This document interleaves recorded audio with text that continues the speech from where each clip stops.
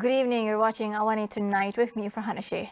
301 of the 437 houses affected by the Putra Heights gas pipeline fire are certified to be structurally safe and permitted to be re-inhabited. This is after thorough inspections by various agencies, including the Fire and Rescue Department, the Department of Public Works and Tenaga Nasional Berhad. However, public access to the disaster's ground zero remains restricted due to ongoing ground stabilization works and a pending forensic investigation. Selangor Police Chief Datuk Hussein Omar Khan said authorities are working to complete the process as soon as possible. He also confirmed that police are investigating a viral social media post linking a death to the incident, a claim Health Minister Datuk Sri Dr. Zulkifli Ahmad had earlier denied. Meanwhile, Selangor Menteri Besar Datuk Sri Amiruddin Shari informed that victims will be offered affordable rental options through Saim W. Berhad and the Selangor State Development Corporation PKNS, with further details to be announced soon. A major gotong royong involving volunteers from various agencies is also scheduled for this weekend, aiming to clear 80 to 90% of the affected areas. Datuk Sri Ismail Sabri Yaakob will be summoned by the Malaysian Anti-Corruption Commission (MACC) if he fails to submit his asset declaration documents within 2 weeks. Its Chief Commissioner Tan Sri Azam Baki confirms that the first phase of investigations into the former Prime Minister have been completed and that they are now moving on to the next phase. Meanwhile, Azam confirmed that the bearer MP will not be considered for a deferred prosecution agreement or DPA just yet. A DPA would allow prosecution to be deferred in exchange for a settlement such as the return of embezzled funds, thereby avoiding a lengthy trial. Azam noted that several developed countries have adopted this approach to recover stolen assets while allowing organizations to continue operating under strict conditions. On March 3rd, Azam revealed that Ismail was a suspect in a corruption and money laundering case, after the MACC seized 170 million ringgit in cash and 16 kilograms of gold bars from a safe house. Azam added that this seizure was the largest by MACC so far this year.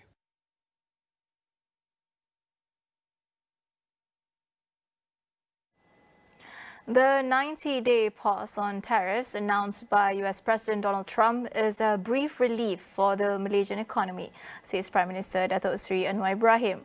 At the same time, the country will continue working with ASEAN partners in reducing disruptions and stabling trade relations. Investment, Trade and Industry Minister Tengku Datuk Seri Zafrul Abdul Aziz also welcomed the move, but warned the future was still uncertain. He said Malaysia would continue to be an open trade and investment partner to all, including China and the US. He added that the government would carry on with its existing strategy to diversify trade and explore new markets as a precautionary measure against the current uncertainties. The latest developments would be among the topics of discussion at the ASEAN Economic Ministers meeting to be chaired by Tengku Zafrul on April 10th.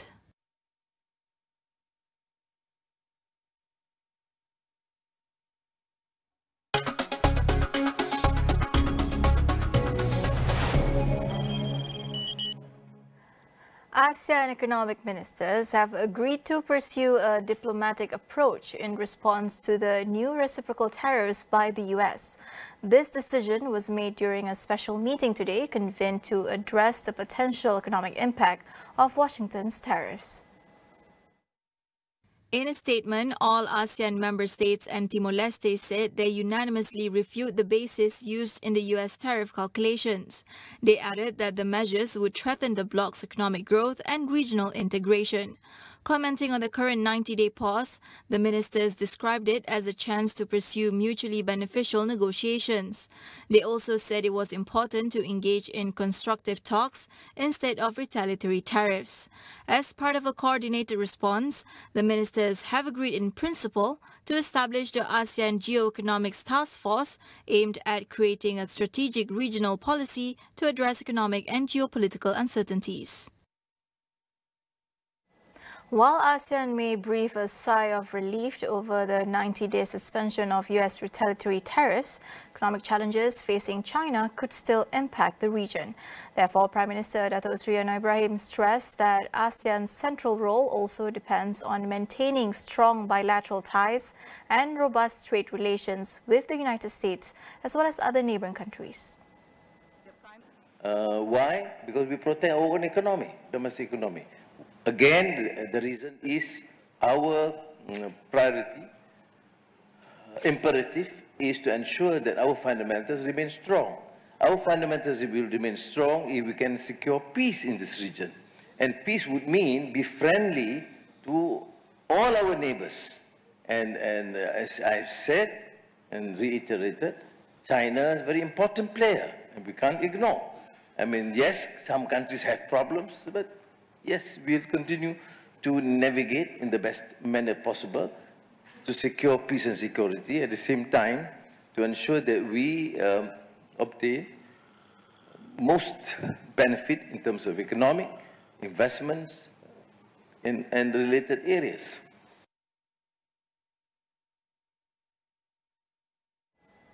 The ASEAN Infrastructure Fund AIF Action Plan 2025 to 2028 will position ASEAN as a global benchmark for governance and sustainable development, says Second Finance Minister Datuk Seri Amir Hamzah Azizan.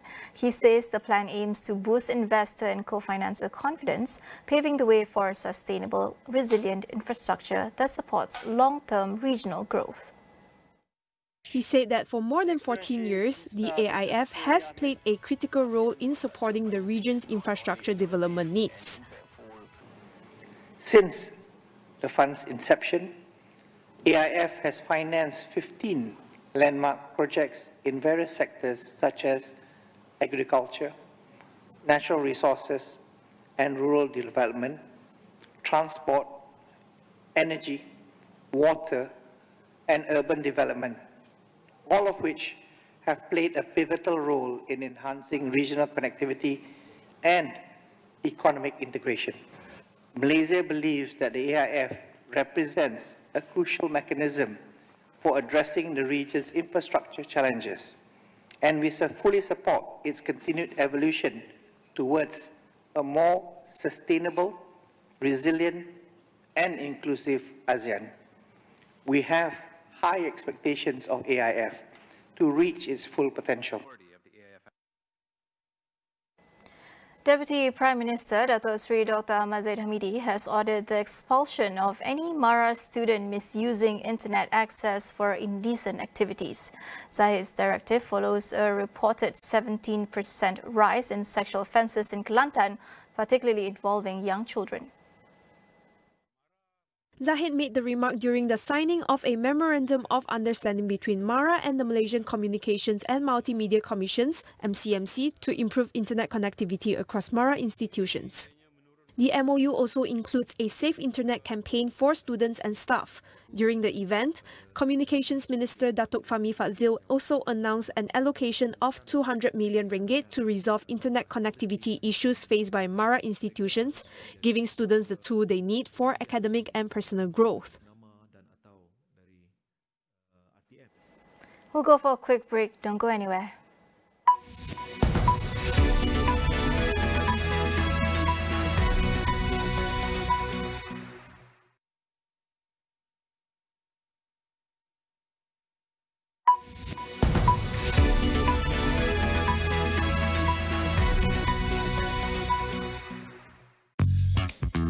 Menggaruk kulit kepala disebabkan kelumumur, masalahnya lebih mendalam. Gunalah Head and Shoulders menembusi 5 lapisan untuk membasmi kelumumur dan kegatalan. Bebas kelumumur sehingga 100%. Head and Shoulders diuji secara dermatologi.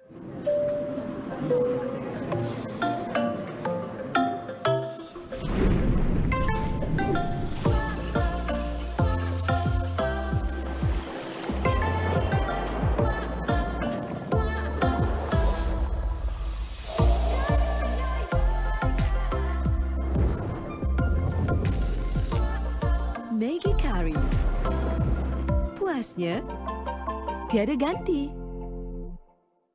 Dah cuba elak panas terik? Tapi kulit kepala masih gatal dan berminyak. Mungkin ia kelemomo. Gunalah Head and Shoulders. Berkesan menghapuskan kelemomo sehingga 100% bebas kelemomo. Head and Shoulders.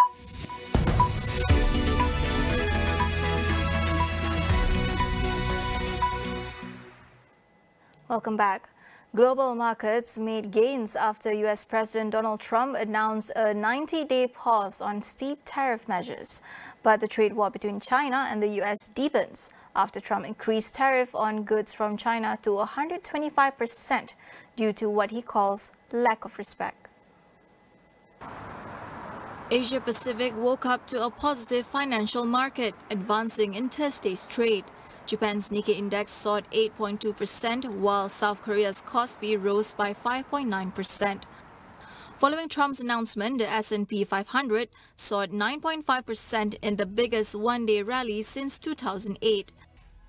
The Dow ended the day up more than 7.8%, and the Nasdaq skyrocketed more than 12%.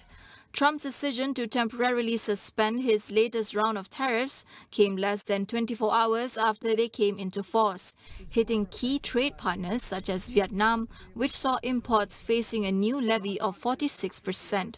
The president has repeatedly threatened a series of punitive measures on trading partners, only to revoke some of them at the last minute, keeping world leaders and business executives on edge.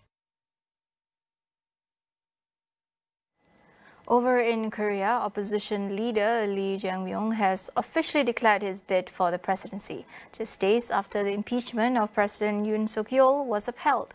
With the election now set for June 3rd, Lee enters the race as the clear frontrunner.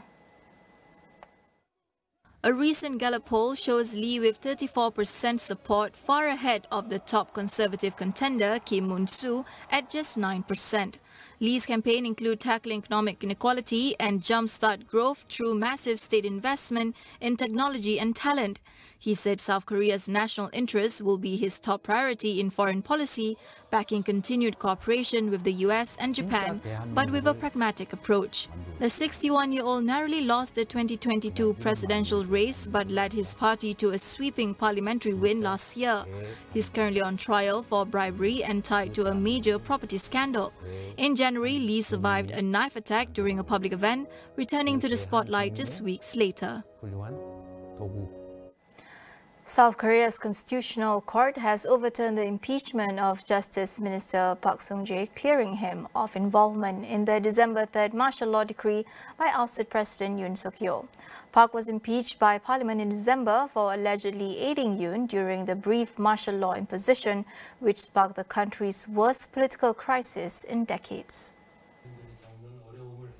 Park and Prime Minister Han Duck-soo were the two cabinet members to be impeached, although both denied supporting Yoon's actions. Han was reinstated in March and remains as acting president until the presidential election on June 3rd. Two other ministers accused of playing more direct roles resigned before facing impeachment, while former Defense Minister Kim Yong-hyun is currently on trial for allegedly advising Yoon to impose martial law.